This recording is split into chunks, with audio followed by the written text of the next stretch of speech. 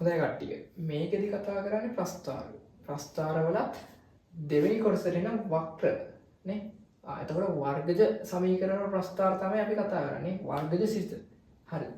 එතකොට මේක 2021 පේපරේ තිබ්බ ගාන හැබැයි ඒ ගාන විදිහට නෙවෙයි අපි කතා කරන්නේ. මොකද ගොඩක් කට්ටියට ප්‍රශ්නයක් තියෙන්නේ මේ ප්‍රස්ථාර ගානේ ලකුණු උපරිම ගන්න 4යි 5යි. ඊට එහා ගන්න බෑ. ඒගොල්ලන්ට ප්‍රශ්න වල හරි අවබෝධයක් නැහැ කොහොමද මේක කරන්නේ කියලා. එතකොට දැන් මෙතනදී කතා කරන්නේ මේ 2021 ප්‍රස්ථාරයේ ඇසුරින් මේ හැම අහන්න පුළුවන් ගොඩක් අහන්න පුළුවන් ප්‍රශ්න ටිකක් මෙතනදී කතා කරනවා. කියන්නේ සාමාන්‍යයෙන් ප්‍රස්ථාර ප්‍රශ්නෙන් අහන්න පුළුවන් හැම ඒ වපසරිය තුල තියෙන හැම එකක්ම කතා කරලා තමයි අපි මෙතනදී බලන්නේ. හරිද?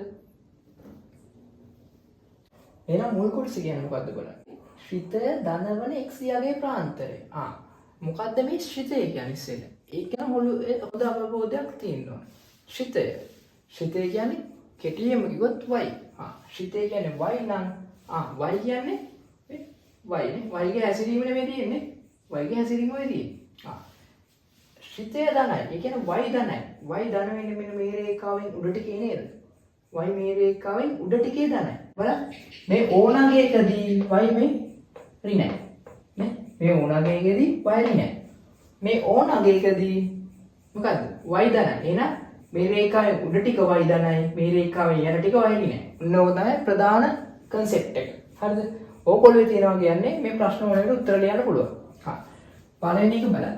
ශ්‍රිතය ධනවන x යගේ ප්‍රාන්තරය. ශ්‍රිතය ධනවන අයන y ධනවන x යගේ ප්‍රාන්තරය. අපි දන්න දැන් මම කලින් කිව්වා y ඍණ වෙන්නේ යට ටිකේ. ඒ කියන්නේ ශ්‍රිතය ඍණ වෙන්නේ යට ටිකේ. y ධන වෙන්නේ උඩ ටිකේ. ශ්‍රිතය ධන වෙන්නේ උඩ ටිකේ. y කියන්නේ මොකද්ද? ශ්‍රිතය. එහෙනම් y ධන වෙන්නේ මේ උඩ ටිකේ නේ. එහෙනම් y ධනවන x යගේ ප්‍රාන්තරය. බලන්න මෙන්න මෙතනදී x වලගේ මල් ලියලා තියෙනවා. මේ ප්‍රස්ථාරයේ x අක්ෂය කැපෙන දැන වක්‍රයේ x අක්ෂය කැපෙන දැන අගයන් දෙක මල් ලියලා තියෙනවා. මෙතන මොකද්ද? ඍණ 0.7 දී කැපෙනවා. මෙතන 2.7 දී කැපෙනවා. බලන්න ශ්‍රිතේ ධන මේ ටික ඔක්කොම ධන නේද මේ? ශ්‍රිතේ ධන මේ ඔක්කොගේම ධන. මේ මෙතනින් ඉඳන් තමයි ඍණ එන්න පටන් ගන්නේ. එහෙනම් ශ්‍රිතේ ඍණ වනගේ ප්‍රාන්තර ධනවනගේ ප්‍රාන්තරයට එනවනේ මේ ටික නේ. හරි. බලන්න මෙන්න මේ ඔක්කොගේම ධන හැබැයි මෙන්න මේ පොයින්ට් එක. මෙන්න මේ පොයින්ට් එකේ ශ්‍රිතේ ධනද? ඒ පොයින්ට් එකේ y ගේ අගය කීයද? කියන්නේ ශ්‍රිතේ අගය කීයද? බිඳුවයි. බිඳුව කියන්නේ ධන සංඛ්‍යාවක්. නෑනේ බිඳුව ධන සංඛ්‍යාවක් වෙන්නේ නෑනේ. එහෙනම් මේ අසමානතාවයක් ලියද්දී ශ්‍රිතේ ධන වෙන්නේ නෑ මෙතනදී නේ. එහෙනම් අපි ලියන්නේ මොකද්ද? x කියන එක x කියන අගය කුඩයි මොකද?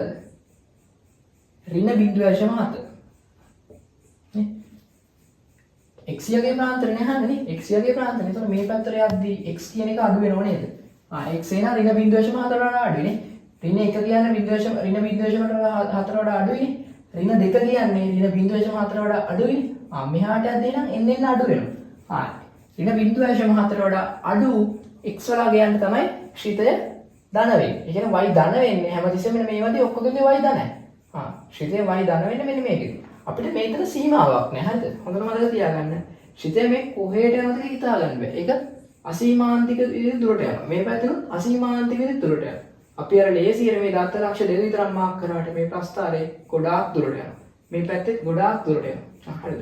එතකොට අපිට මේ පැත්තෙන් සීමාවක් කියන්න බෑ. මොකටද කුඩා වෙනවද කියලා. අපිට හරියටම කියන්න බෑ මොකටද කුඩා වෙනවද කියලා. අනන්ත සීමාවක් තියෙනවා. හරිද? මේක ඕනනම් අනන්තයට වඩා අඩුයි කියලා කියන්න පුළුවන්. එහෙම අවශ්‍ය නැහැ දක්වන්න. ඍණ 0.4 වඩා x කියන අගේ කුඩයි. ඒ විදිහට ශ්‍රිතය දාලා. මෙතන සමානතාවයක් කියනවා. හොඳට මතක තියාගන්න. මෙතන සමානතාවයක් කියන්නේ නැහැ. ඇයි? ඍණ 0.7 දී ශ්‍රිතය අගේ කීයද? 0යි. එහෙනම් ශ්‍රිතය ධන වෙලාද? අපි කියන්නේ ශ්‍රිතය ධනවන x යගේ ප්‍රාන්තරය. ඍණ 0.7 දී ශ්‍රිතය ධන වෙලා නැහැ. එහෙනම් මොකද්ද? එහෙනම් මෙතන සමානතාවය එන්නේ නැහැ. ඔන්න ඕකයි පළවෙනි එකෙන් කියන්නේ. තව එකක් තියෙනවනේ. ශ්‍රිතය ධන වෙන්නේ මේක හරියටද? මේක ශ්‍රිතය ධන වෙන්නේ. එහෙනම් මෙන්න මෙතන ශ්‍රිතය ධන වෙනවද? නැහැ. මෙතන ශ්‍රිතය මොකද්ද? ශ්‍රිතය යගේ කියන්නේ y වලගේ බිඳුවයි. එහෙනම් එතනට සමානතාවය ඉන්නේ. එහෙනම් මෙතන හා කියලා ලියලා තව මොකද්ද? x කියන එක විශාලයි 2.7 නේ. 2.7ට වඩා විශාල ටික නේ. 2.7 වඩා 3 විශාලයි. 3 දී y ධනයි. 4 දී y ධනයි. 5 දී y ධනයි. 4.5 දී y ධනයි. ඒ කියන්නේ 2.4 වඩා x ගේ වැඩි වෙද්දී ශ්‍රිතයේ ධන වෙනවනේ. ශ්‍රිතේ ධන වෙන පටන් ගන්න මෙතනදී. හැබැයි ශ්‍රිතේ 2.4 දී ධනද? නැහැ. බිඳුවයි. එහෙනම් මෙහෙම තියෙන සමානතාවය එන්නේ නැහැ. මේ සමානතාවය මෙතන එන්නේත් නැහැ. ඇයි? 2.4 වෙන වෙලාවේ x සමාන 2.4 වෙන වෙලාවේ ශ්‍රිතයේ බිඳුවයි.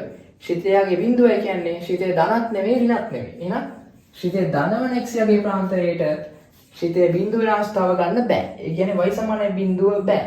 ඒ හින්දා මෙතන සමානතාවය එන්නේ නැහැ. ඔන්න ඔක තමයි මුල් ප්‍රශ්න උත්තරේ. එතකොට අනිත් එක තර්ක කරන්න තියෙනෙත් ඔය විදිහටම. හරි. එහෙනම් ඊළඟට යන්න. ඊළඟේ මොකද්ද කියන්නේ? ශ්‍රිතේ ඍණවන x ගේ ප්‍රාන්තරය. මොනව නැතත් අහන්න මොකද්ද? x ගේ ප්‍රාන්තරයක් ගැන. හැබැයි ශ්‍රිතේ ඍණවන. දැන් මම කිව්වා ශ්‍රිතේ කියන්නේ මොකද? y. එහෙනම් ශ්‍රිතේ y නම් මේ ශ්‍රිතේ මේ ටික ධනයි. ශ්‍රිතේ ඍණවනවා නම් මෙන්න මේ ටික. නේ? ශ්‍රිතේ ඍණ වෙන්නේ මේ පල්ලෙහාට කියදී නේද? ශ්‍රිතේ කියන්නේ මේ y මෙන්න මේ ටිකේ ඍණ වෙන්නේ. නේ? හරි. ඒ ඍණවන x ගේ ප්‍රාන්තරය බලන්න මම මේ ඇඟිල්ල තියෙන දෙක අතර නේද ශ්‍රිතේ ඍණ වෙන්නේ. බලන්න ශ්‍රිතේ ඍණ වෙන්නේ මෙන්න මේ ටිකේ. අයන x y මෙහෙම යද්දී y x මේ y මෙහෙම යද්දී x යන්නේ මෙහෙමනේ. දැන් දෙපැත්තෙම හිතුවොත් ඕන මේ y මෙහෙම එද්දී x මෙහෙම නෑ. නිකන් හිතන්න y මෙහෙම යද්දී x මෙහෙම යනවා. එහෙනම් x වලගේ තියෙන මේ ප්‍රාන්තරය අතරනේ. ඒ කියන්නේ x තියෙන්නේ ඍණ 0.7යි x කියන එක 0.4 වඩා වැඩි මේ පැත්තට යන්න. හැබැයි සීමා වෙලා තියෙනවා 2.7 නේ. 2.4 වඩා x අඩුයි ඍණ 0.4 වඩා x වැඩි. අන්න ඒ සීමාව තුල නේද y හැසිරෙන ඍණ විදියට. ඒ සීමාව තුල තමයි y ඍණ විදියට හැසිරෙන්නේ. අන්න එතකොට උත්තරේ මේක. මෙතෙන්ට සමානතාවය එන්නේ නැහැ. මම ඇදලා මැකුවේ. ඇයි? ශ්‍රිතේ ඍණ වෙන ටික අහන්නේ. මෙතෙන්ට ශ්‍රිතේ නේද? ඍණ 0.7 දී ශ්‍රිතේ ඍණද? නැහැ. ඍණ 0.7 දී ශ්‍රිතයගේ බිඳුවයි. ධන 2.7 දී x වලගේ ශ්‍රිතයගේ මොකද්ද? ඒත් බිඳුවයි. ඒ කියන්නේ බිඳුව කියන්නේ ඍණාගයක් නෙමෙයි. එහෙනම් සමානතාවයක් එන්නේ නැහැ. මෙන්න මේක තමයි ශ්‍රිතය ඍණවන x ගේ ප්‍රාන්තරය. හරිද? හරි. එහෙනම් ඊළඟ එක බලන්න. ඊළඟ එක මොකද්ද කියන්නේ? ශ්‍රිතේ ධනව අඩුවන x ගේ ප්‍රාන්තරය. ධනව අඩුවන. අන්න ඊළඟට කට්ටියට පැටලෙන්නේ ඒක. හරිද? නෝට් එකක් දාගන්න බලන්න මේ ශ්‍රිතේ කියන්නේ y. y මෙලන මේ y 13 ඉඳන් 12ට යනවා. 12 ඉඳලා 11ට යනවා. 11 ඉඳලා 10ට යනවා. 10 ඉඳලා 9ට යනවා. මේ ශ්‍රිතේ කියන්නේ y අඩු වෙනවා. අඩු වෙන්නේ කොහොමද? ධන විදියටනේ. ආයන ශ්‍රිතේ ධන වෙන වගේ ප්‍රාන්තරය මේක. ධනව අඩුවන. නේ? ධනව අඩු වෙනවා. මේ ඔක්කොගෙම ධනව අඩු වෙනවා. මෙන්න මෙතනදී තමයි ධනව අඩු වෙන එක නවතින්නේ. මෙතනින් පස්සේ මොකද්ද? ශ්‍රිතයගේ මොකද්ද මේ? ශ්‍රිතය කියන්නේ y මේ හැමතැනම දෙරි නෑ. මෙතන ඍණ 1යි, මෙතන ඍණ 2යි. ඍණ 1ට වඩා ඍණ 2 කියන එක අඩුයි. අංකෙන් ලොකු බව ඇත්ත. හැබැයි ඍණ සංඛ්‍යාත්මකව ගත්තොත් ඍණ 1ට වඩා ඍණ 2 අඩුයි. එහෙනම් මෙතනදී ශ්‍රිතේ ධනවල අඩු වෙන්නේ නෑ. එහෙනම් මෙතන ශ්‍රිතේ ධනව නෙමෙයි අඩු වෙන්නේ. අපිට ධනව අඩු වෙන්නේ එතකොට මෙතන ඉඳන් මෙතෙන්ට එනකම් නේ. බලන්න. ශ්‍රිතේ ධනව අඩු වෙන්නේ මෙන්න මේ ප්‍රාන්තරේ. එතකොට මොකක්ද ලියන්නේ? කොතනින්ද කොතෙන්ද ශ්‍රිතේ ධනව අඩු වෙන්නේ? x කියන එක විශාලයි ඍණ 0.7 නේද? ඔන්න ඕකනේ ඒක සමානතාවය. ඍණ 0.4 වඩා මේ මෙතන ලිව්ව එකම තමයි නේ. x sorry මෙතන වැරද්ද. x සමාන x කුඩයි නේ. x කුඩයි. ඔන්න ඔය සමානතාවය නේ. x කුඩයි ඍණ 0.4. මෙන්න මේටි කියන ඔක්කොටම x යාගේ ඍණ 0.4 වඩා අඩුයි. ඒ කියන්නේ ශ්‍රිතේ ඒ ඔක්කොගෙදිම මෙහි ඉඳන් ගත්තොත් මේ උඩ ඉඳන් ගත්තොත් ශ්‍රිතේ එන්න අඩු වෙලා කොහොමද අඩු වෙන්නේ? ධනව. අඩු වෙලා ධනව අඩු වෙන එක නවතින. හැබැයි ඊට පස්සේ අඩු වෙනවා. හැබැයි ධනව අඩු වෙන එක නවතින. අපිට අවශ්‍ය උත්තරේ ගන්න නම් x කියන එක කුඩයි ඍණ 0.4. මෙන්න මේ හැම x වලාගයකදීම මේ x යගේ මේ හැම x අගේ පාන්තරයකදීම y මොකක්ද වෙන්නේ? අඩු වෙනවා. කොහොමද? ධනව. හරිද? ඊළඟ එක බලන්න. අන්තිම එක හතරවෙනි කොටස. අන්තිම එක නෙමෙයි හතරවෙනි කොටස. හතරවෙනි කොටස කියන්නේ මෙහෙම දෙයක්.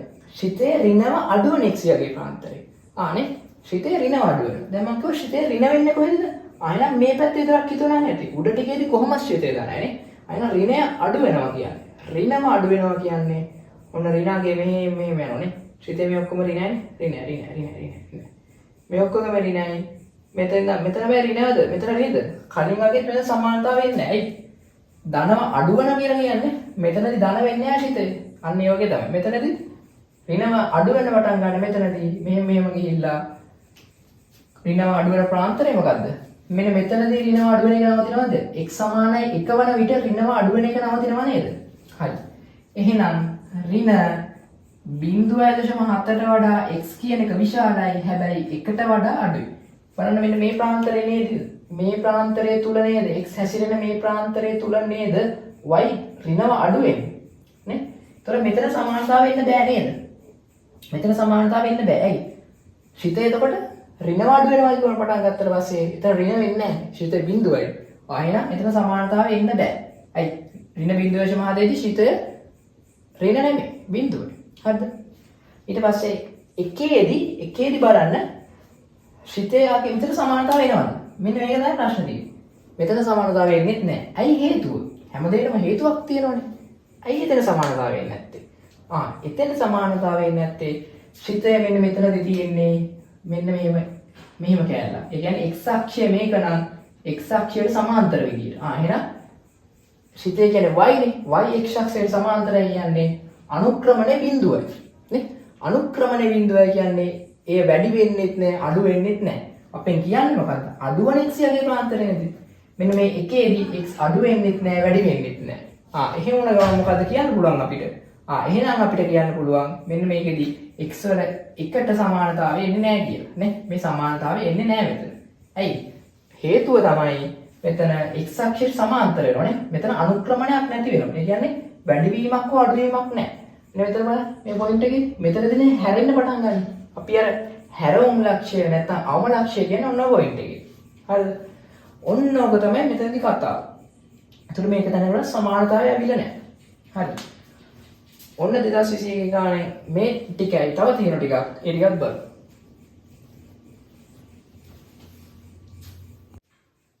හරි. ඊළඟට බලන්න. ඊළඟේ මොකද්ද කියන්නේ? ඊළඟේ කියන්නේ මෙහෙම කතාවක්. ශිතේ ඍණව වැඩි වන x යගේ ප්‍රාන්තරය. ශිතේ ඍණව වැඩි වෙන. ඍණ වැඩි වෙනවා කියන්නේ මොකද්ද? ඍණාගේ එන්නේ වැඩි වෙනවනේ. බලන්න ඍණ 1ද වැඩි ඍණ 2ද වැඩි? ඍණ 1 නෙමෙයි. සංඛ්‍යාත්මක 1ට වඩා 2 වැඩි වුණත් ඍණාගයත් එක සැලකුවොත් ඍණ 1 තමයි වැඩි. එහෙනම් ඍණ වැඩි වෙනවා කියන්නේ මෙන්න මේ ටික නේ. ඍණ වැඩි වෙන මේ ටික. ශිතේ ඍණ වැඩි වෙන x යගේ. ඍණ වැඩි මෙතනදී මුකුත් අගයක් නැහැ. ශිතේ වැඩි වෙන්නේ අඩු වෙන්නේ නැහැ. එන්න ගිහිල්ලා ඔන්නෝම ගිහිල්ලා මෙන්න මෙතෙන්ට එනවා ශිතේ ඍණ වැඩි වෙනවා. කොහොමද එතකොට? එතකොට x මෙතනදී අගයක් නැහැ. ඒ x එකේදී. ඔය වේරියේෂන් එක වෙන්නේ 1.2.7 අතර නේද? හරිද? x කියන එක අනිවාර්යෙන් 1ට වඩා විශාලයි. හැබැයි 2.7ට වඩා අඩුයි. නේ? 2.7 දී x 2.7 වෙද්දී ශිතේ ඍණ වැඩි වෙන එක නවතිනව නේද? මොකද 2.7 දී ශිතයගේ බිඳුවයි නේ. එතකොට ඍණ වැඩි වෙනවා කියන්න බෑ, අඩු වෙනවා කියන්න බෑ, මුකුත් කියන්න බෑ. මොකද ඍණ ධන කතාවක් එතෙන්ට ගැලපෙන්නේ නැහැ. ඇයි? ශිතේ බිඳුවක් වෙලා. එහෙනම් මේ වඩා සමානතාවය එන්නේ නැහැ. හරිද? ඊළඟට කියනවා ශිතේ ධන වැඩි වෙන x යගේ ප්‍රාන්තරය. ශිතේ ධන වැඩි වෙන ධන පැත්ත බලන්න. ධනව වැඩි වෙනවනේ. 1ට වඩා 2 වැඩි, 2ට වඩා 3 වැඩි, 3ට වඩා 4 වැඩි. එහෙනම් ශිතේ එන්නේ වැඩි වෙනවා. වැඩි වෙන්නේ කොහොමද? ධනවනේ. එහෙනම් ධනව වැඩි වෙන්න පටන් ගන්න කීයද? 2.7 2.7. එතකොට ඉවරයක් නැහැ නේද? කියන්නේ ධනව වැඩි වෙන්න පුළුවන් නේද මේ ප්‍රස්තාවය තව අදින්න පුළුවන් නම් දිගටම අදින්න පුළුවන්. එහෙනම් මොකද්ද? x විශාලයි 2.7. ඒ කියන්නේ x වලට එන්න පුළුවන් අගය 2.7ට වඩා වැඩි. ඒ හැම අගයකදීම ශිතේ ධනව වැඩි වෙන ටිකක් එන්නේ නේ. ඔන්න පැත්තට යන්න. ශිතේ ධන වැඩි වෙනවා කියන්නේ ඔන්න ඕකට. හරි. ඔක තමයි මූලික කතාව.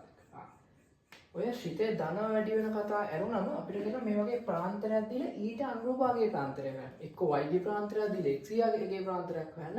x ගේ ප්‍රාන්තරයක් දීලා y ගේ ප්‍රාන්තරයක් හොයන්න. මෙතනම දෙකම දීලා තියෙනවා නේ. y ගේ ප්‍රාන්තරයක් තියෙනවා. ඒකට අනුරූප x ගේ ප්‍රාන්තරය බලන්න. y තියෙනවනේ මොකද්ද? 1.6 අතර. මම මේ සමානතාව වලින් හිතන්නේ නැහැ. y තියෙනවනේ 1.6 අතර. y තියෙනවනේ 1.6 අතර නේ. ඒ දෙකෙන් දෙකට ඇඟිලි තියාගන්න නේ. මෙන්න මේ ටිකේ නේ. y 8 ටිකේ තියෙද්දි x තියෙන මොන ටිකේද?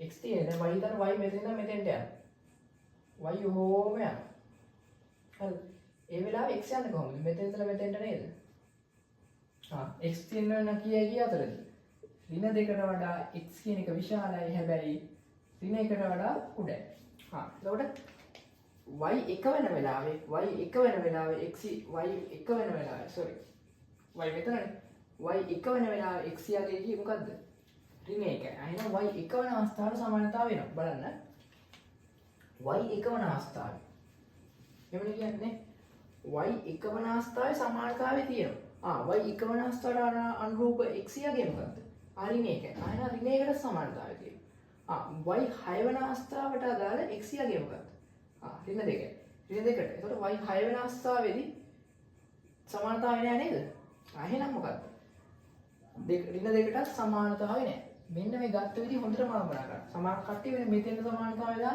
මෙතන සමානතාවය දාන්න මෙහෙම කරනවා අයියර එක විදිහකින් එහෙම නෙමෙයි හරිද හිතන්න ඕන දැන් බලන්න හැමතිස්සෙම හිතන්නේ y 6 වෙනකොට y 6 වෙන අවස්ථාවේ x යගේ ඍණ 2යි ඍණ 2යි නේ අපි තියෙන ප්‍රාන්තය තෝරගත්තා x 6 වෙන අවස්ථාවේ y ඍණ 2යි 6 වෙනකොට සමානතාවය නෑ හැබැයි x එක වෙන අවස්ථාවේ සමානතාවය තියෙනවා එහෙනම් x එක වෙන අවස්ථාවේ sorry y එක වෙන අවස්ථාවේ y එක වෙන අවස්ථාවේ සමානතාවය තියෙනවා එහෙනම් ඊට අනුරූප x යගේටත් ඒ කියන්නේ ඍණ එක වෙන අගේට සමානතාවය තියෙනවා හරිද මෙන්න මේක තමයි සමානතාවය ඒ y කියගේ සමානතාවය දිල x සමානතාවය අසමානතාවයක් කියවනේ හරි එහෙනම් දැන් y කිය සමානතාවයක් දීලා sorry x කිය සමානතාවයක් දීලා y කිය සමානතාවයක් අහන්නේ y යගේ ප්‍රාන්තරයක් x තියෙන්න ඕන මෙතන සමානතා ලකුණු දෙකම තියෙනවා. එහෙනම් y ටත් තියෙන්න ඕන සමානතා ලකුණු දෙකම තියෙන විදිහට නේ.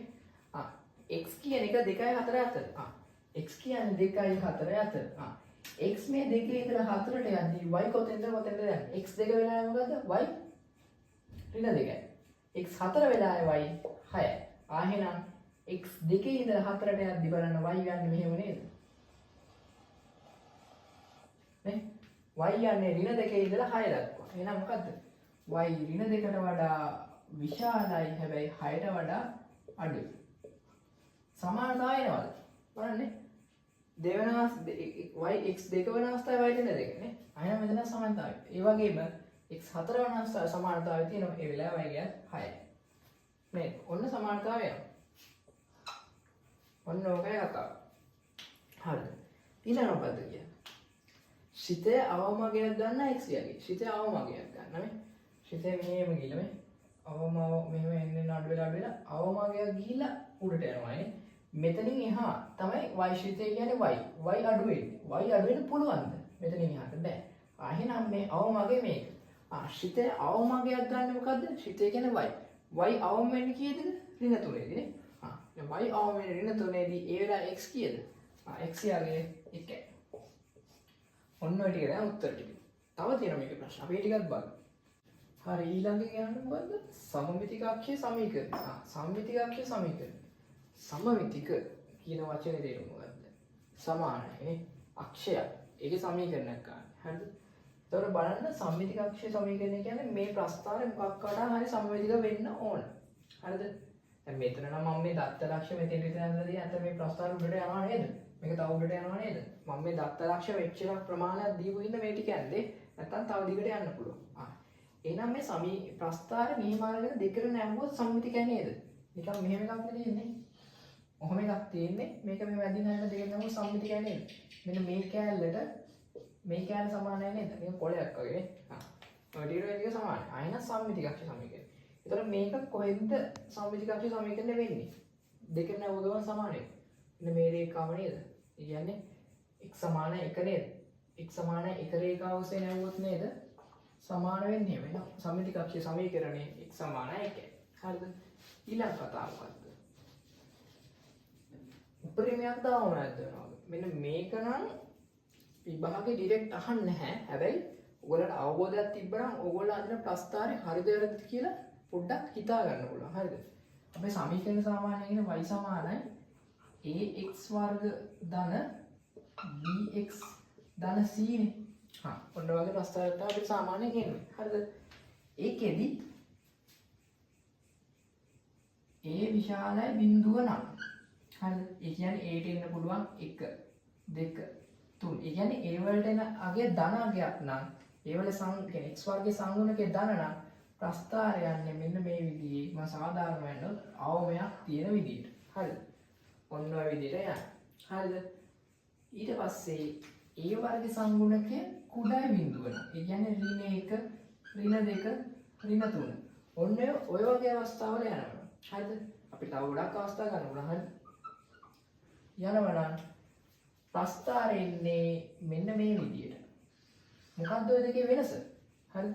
මේක y මේක x නම් මේක y මේක x නම් මොකක්ද ඔයගේ වෙනස? බලන්න. මේක වෙලා තියෙන්නේ අවමයක් එක්ක. x වර්ගයේ සංගුණකයේ ධන නම් අවමයක්, x වර්ගයේ සංගුණකයේ ඍණ නම් උපරිමයක්. ඔන්න ඔය කතාව මතක තියාගන්න. හරි. මේකෙදි කියනවා ශ්‍රිතයේ සමීකරණය y සමාන x ධන a වල වර්ග ධන b ආකාරයට ප්‍රකාශ කරන්න. හරිද? දැන් අපි දන්නවා මෙහෙම එකක්. අවම ලක්ෂය ගන්නවා. අවම ලක්ෂය. මොකද්ද? අවම ලක්ෂය කියන්නේ 1 ඍණ 3 නේද? දැන් මම මේ සමීකරණයට ආදේශ කරනවා. හරිද? අර මෙතන x ධන a වර්ග නේ y සමානයි මම ලියනවා x ඍණ 1 වර්ග. මේ මෙතන ඍණ ලකුණක් මම විසින් දාලා ලියුවා. ධන ඍණ 3. හරිද? y සමානයි එතකොට x ඍණ 1 සම්පූර්ණ වර්ග ඍණ 3. මෙන්න සමීකරණය. මේක තමයි එකපාර ගන්න පුළුවන් ක්‍රමය. අවම ලක්ෂය ගන්නාක දන්නවා. එහෙම දන්නේ නැත්නම් ඔයා සමීකරණය අරකින් මේක ඔප්පු කරන්න පුළුවන්. y සමානයි x වර්ග ඍණ 2යි x ඍණ 2. මොකද වර්ග පූර්ණයෙන් නේද යන්නේ? y සමානයි x වර්ගෙන් x ගන්නවා. x වල සංගුණකයේ ඍණ 2යි නේ. ඍණ 2කින් භාගය ගන්නවා ඍණ 1යි. ඒක වර්ග කරනවා. වර්ග කරන මෙන්න මෙතන තියෙන පදේ තියෙන්නේ. ඒක අඩු කරනවා ඒක වර්ග කරනවා නේ. අඩු කරනවා ඒක වර්ග කරලා ආයෙ ඍණ 2 එනවා කියනවා. එතකොට y සමානයි x ඍණ 1 සම්පූර්ණ වර්ග ඍණ 1 මෙතන ධන 1යිනේ. ඍණ 2. මේ ඍණ කියන්නේ ඒගොල්ලෝ විසින් ඍණ ටිකක් නේ. y සමානයි x ඍණ 1 වර්ග ඍණ 3. ඔන්න ඔක තමයි අපේ සමීකරණය. ක්‍රම දෙකකටම ගන්න පුළුවන්. මේක තමයි වන්නම් කියන හොඳම ක්‍රමය.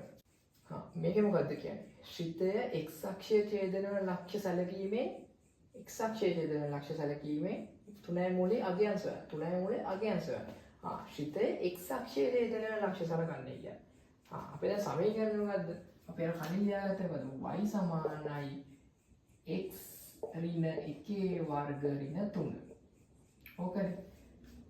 ශ්‍රිතය x අක්ෂය ඡේදන y x අක්ෂය ඡේදන ලක්ෂ්‍ය සැලකීමේ. මෙන්න මේකයි මේකයි.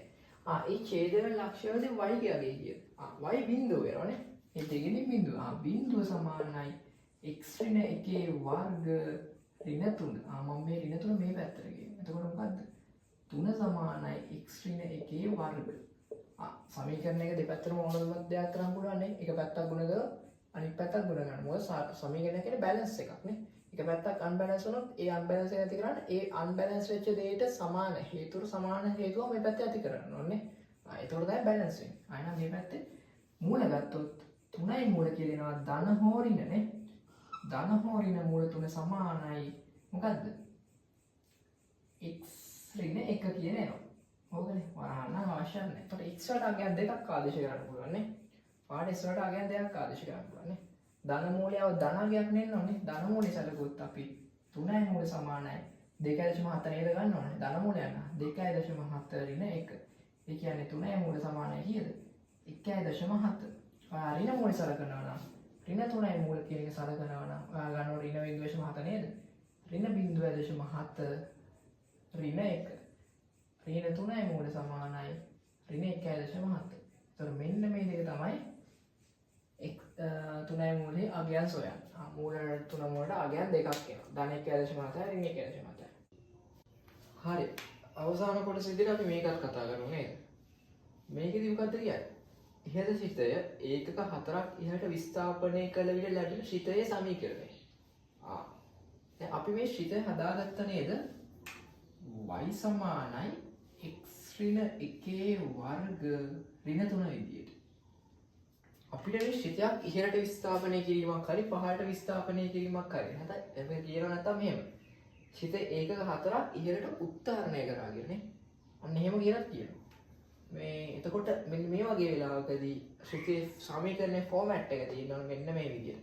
ඔයාගේ සමීකරණය y සමානයි x වර්ග ඍණ 2යි x ඍණ 2 කියන ෆෝමැට් එක තිබිලා මේක කරන්න බෑ. ඒක අනිවාර්යයෙන්ම මේකට කන්වර්ට් කරගන්නම වෙනවා.